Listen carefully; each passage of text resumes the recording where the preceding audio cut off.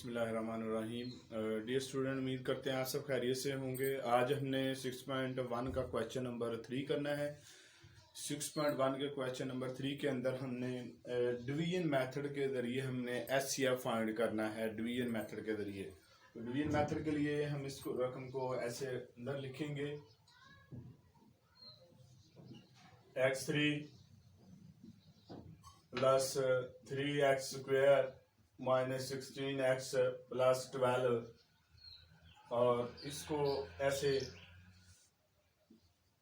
x3 plus x² minus 10x plus 8। सबसे पहले हमने देखना है इस रकम को इस रकम के बराबर करने के लिए इसको किससे मल्टीप्लाई करें।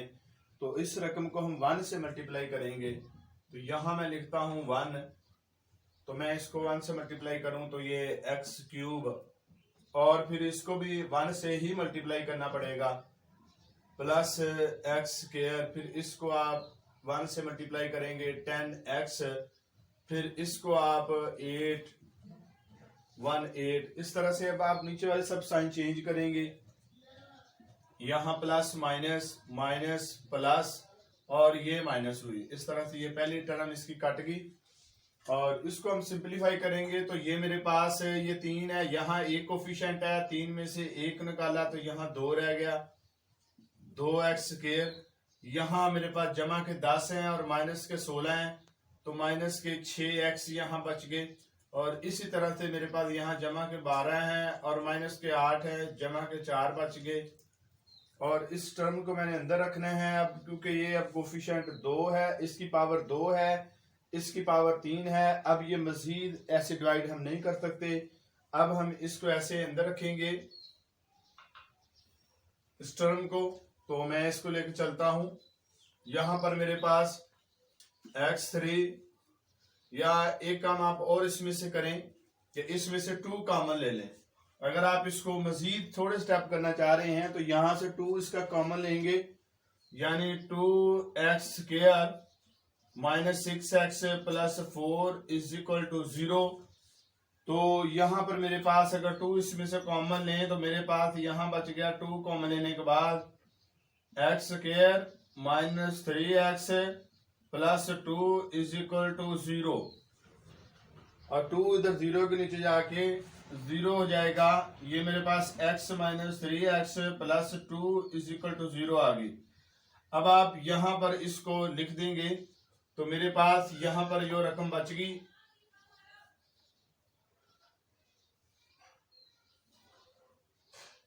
तो इसको आप ऐसे लिख लेंगे x² माइनस 3x प्लस 2, और इसको अंदर रखेंगे हम। मेरे पास x³ plus x² minus 10x plus 8। अब इस पहली टर्म को इस पहली के बराबर करने के लिए ये x की 2 है, ये x की 3 है, इसको x से मल्टीप्लाई करेंगे तो मेरे पास यहां पर जो है ये बन गया x की 3, और इसको भी आप x से मल्टीप्लाई करेंगे, माइनस 3x की 2, और फिर आप इसको करेंगे तो ये 2x, नीचे वाले की साइन चेंज करेंगे, प्लस माइनस प्लस माइनस, सो यहां से ये कट गया। आपके पास यहाँ ये भी प्लस की रकम, ये भी प्लस की रकम है, 4x² आ गया। और इसी तरह से अगर ये देखें ये माइनस की है, माइनस की है, 12x और जमा 8 आ गया। अब मजीद ये डिवाइड हो जाएगा, इसको किस से मल्टीप्लाई करेंगे, इसके बराबर आ जाए, इसको हम 4 से मल्टीप्लाई करके देखते हैं, प्लस 4। तो मेरे पास ये बन गया 4x², फिर इससे जब मल्टीप्लाई करेंगे तो ये मेरे पास बन गया माइनस 12x। इसी तरह से जब आपने इसको इससे मल्टीप्लाई किया तो ये बन गया प्लस 8। तो इस तरह से प्लस माइनस ये भी कट गया, ये भी कट गया और ये भी कट गया। तो सो आपका जो एचसीएफ आया, जो लास्ट टाइम डिवाइड कर रहा है वो आपका एचसीएफ होता है। So H C F is equal to X square minus 3x plus 2, या इसको मजीद फैक्टराइज करके लिख लेंगे तो ये ऐसे भी लिखा जा सकता है square minus 2x minus x plus 2। सो यहाँ से x कॉमन ले लेंगे तो x माइनस 2, या यहाँ से -1 कॉमन ले लेंगे x माइनस 2, और तो ये मेरे पास x minus 1 into x minus 2। आप इस फॉर्म में लिख लें फिर भी ठीक है, या आप इस फॉर्म में लिख लें फिर भी ठीक है। हम क्वेश्चन नंबर 4 का पार्ट नंबर 1 करेंगे। इसमें हमने एलसीएम फाइंड करना है। इसके पार्ट नंबर 1 में जो हमने 6.1 का क्वेश्चन नंबर 1 जो किया था, जिस तरह हमने इन दो टर्म की फैक्टराइजेशन की थी, तो इसी तरह से हम इन दो टर्म की फैक्टराइजेशन करेंगे। अब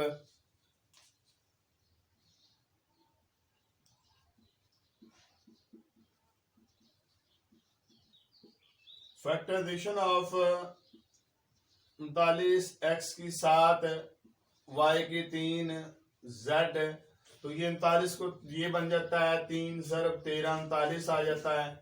यहां पर x की 7 है, ये x की 5 है, तो इसको भी ऐसे करेंगे x की 5 और x की 2। इसी तरह से ये y के 3 को वैसे लिख लेंगे, इसी तरह से ये z वैसे आ जाएगा। फिर आप यहाँ पे इसको लिखेंगे 91 x की 5 y की 6 z की 7।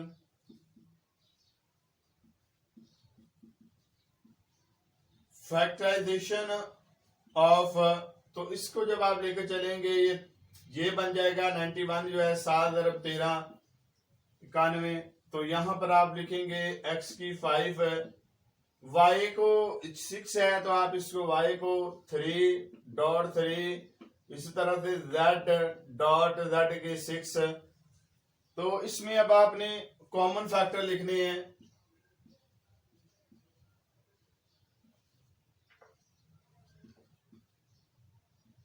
कॉमन फैक्टर जो इसमें आगे इसमें ये इसका 13 है, ये हम लिख लेते हैं, और x की 5 है ये हम लिख लेते हैं, और y की 3 है ये हम लिख लेते हैं।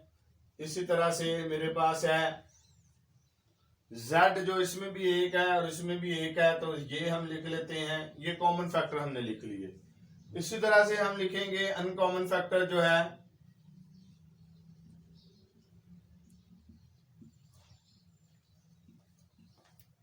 इसके जो अनकॉमन फैक्टर है, तो सबसे पहले हम देखेंगे ये 3 इसमें कॉमन नहीं आया पहले टर्म के अंदर, और इसी तरह से इसका 7 कॉमन नहीं आया, ये हमने लिख लिया। फिर इसमें x की 2 कॉमन नहीं आई। फिर इसमें जो है इसमें z कॉमन नहीं आया, z जो कॉमन था ये x की 2, इसमें हम लिखेंगे ये हमारे पास 3 कॉमन नहीं है, और इसमें हमारे पास x की 2 कॉमन नहीं आया, ये हमने लिख लिया। और इसके अंदर 7 और ये y की 3 और ये z की 6, तो ये हमने लिख लिए। तो जो होता है हमारे पास, इसको हम ऐसे भी लिख सकते हैं कि ये हमारे पास टोटल बन गया, या इसको ऐसे आप लिखेंगे। फिर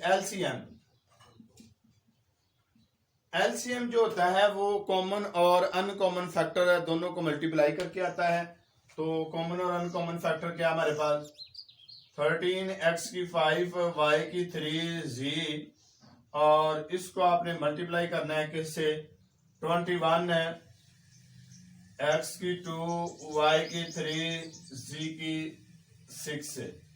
तो मेरे पास है, सबसे पहले तो आप इस 13 को 21 से मल्टीप्लाई करेंगे, तो मेरे पास ये 6 है, ये मेरे पास 2 3 7 2 यानी 273, और इसी तरह से मेरे पास फिर ये आ गया y की x की ये 5 और ये 2 कितनी होगी x की 7, इसी तरह से y की 6 और इसी तरह से z की मेरे पास 7 आई। इस तरह ये हमारे पास आंसर आ गया इसका।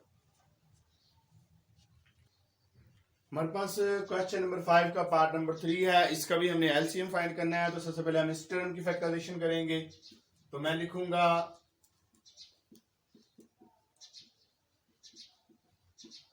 फैक्टराइजेशन ऑफ 2 इंटू एक्स की 4 माइनस वाई की 4। तो 2 इंटू ये जो है मेरे पास है पहली टर्म जो है ये एक्स की 2 का स्क्वायर है, और इसी तरह मेरे पास दूसरी जो टर्म है ये वाई की 2 का स्क्वायर है। तो जब ये दो स्क्वायर आए सेंटर में माइनस आए, इन टर्मों को एक दफा प्लस करके और एक दफा माइनस करके लिखा जा सकता है। हम एक्स की 2 प्लस वाई की 2 और इंटू एक्स की 2 माइनस वाई की 2। तो इस तरह से ये फिर ये स्क्वायर बन रहा है, दो स्क्वायर सेंटर में क्या है माइनस है, तो इन टर्म को एक दफा फिर हम एक्स की 2 प्लस वाई की 2, तो ये एक्स प्लस वाई और एक्स माइनस वाई। इस तरह से हमने इसकी फैक्टराइजेशन की। अब दूसरी टर्म की फैक्टराइजेशन हम करेंगे तो हम लिखेंगे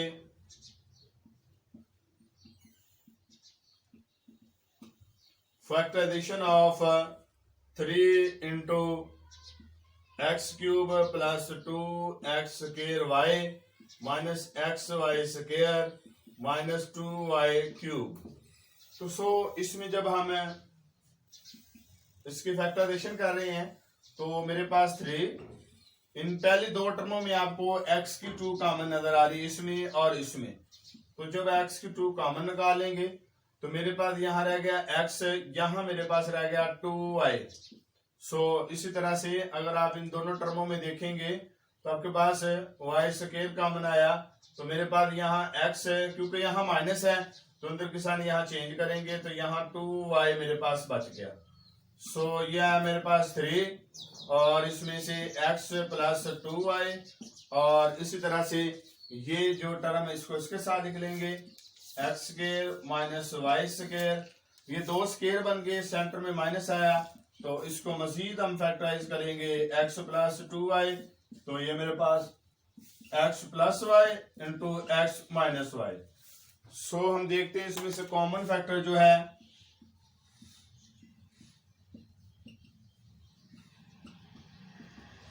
इसमें कॉमन फैक्टर मेरे पास यहाँ पर एक ये टर्म और ये टर्म, ये कॉमन फैक्टर इसके आए, तो हम इसको यहाँ पर ऐसे इसको लिख देते हैं, या इसको हम मजीद ये स्टेप अगर ना हम इसका करें तो इसमें हमारे पास इसको हम अगर रहने दें और इसको भी हम ऐसे छोड़ देते हैं यहाँ पर, तो मेरे पास यहाँ पर अगर देखा जाए तो ये इसमें से कॉमन ये वाला और ये वाला हम ऐसे ही लिख देते हैं x square minus Y square.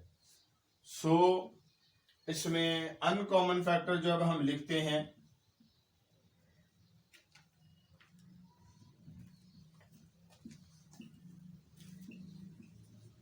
तो मेरे पास यहाँ पर 2 आ गया और यहाँ से 3 आ गया, और इसी तरह से ये वाली टर्म जो है x की 2 प्लस y की 2, इसी तरह से ये वाली जो टर्म है x प्लस 2y, ये मेरे पास सारा अनकॉमन फैक्टर आ गया। तो LCM जब हम लिखेंगे कॉमन और अनकॉमन फैक्टर सब इकट्ठे लिख देते हैं, तो ये मेरे पास ऐसे कॉमन फैक्टर है, और अनकॉमन फैक्टर जो मेरे पास आया x की 2 y की 2 इंटू क्या आया x प्लस 2y। अगर हम इसको और इसको दोनों को मल्टीप्लाई करें तो दो रकम एक दफा माइनस हो रही है और एक दफा क्या आ रही है प्लस, तो हम लिख सकते हैं इस दोनों की टर्म की रूह से कि ये पहली का स्क्वायर है माइनस दूसरी का स्क्वायर है, और इस टर्म को मैं वैसे लिख देता हूं यहाँ पर, तो मेरे पास ये बन गई 6x की 4 y की 4, इस तरह x प्लस 2y, इसको मजीद आगे मल्टीप्लाई किया जा सकता है। तो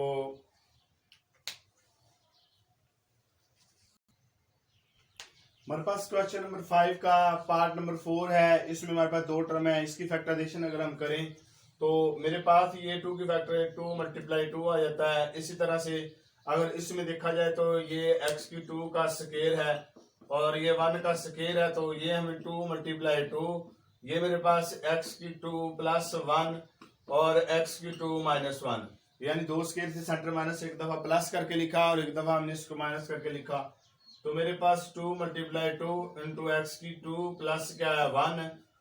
ये फिर हमने ये दो स्क्वायर बन गए, यानी ये x का स्क्वायर ये 1 का स्क्वायर, तो हम लिखेंगे 2 मल्टीप्लाई 2 इंटू एक्स की 2 और मेरे पास आया +1 into x +1 into x -1।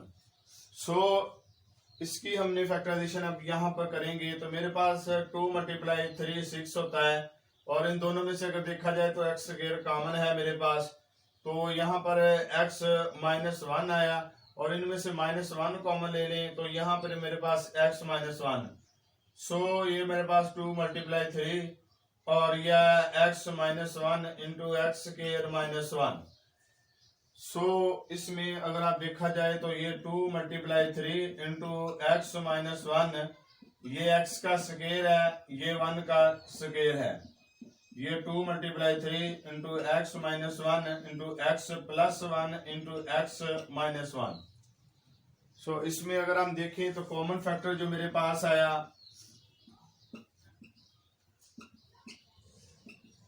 Common factors जो इसमें है, इसका 2 और इसका भी 2 निकाल लेते हैं, और इसी तरह से इसका जो है ये वाला जो पार्ट है और ये वाला पार्ट हम निकाल लेते हैं। तो कॉमन फैक्टर के लिए x +1 इंटू एक्स -1, और अनकॉमन फैक्टर जो है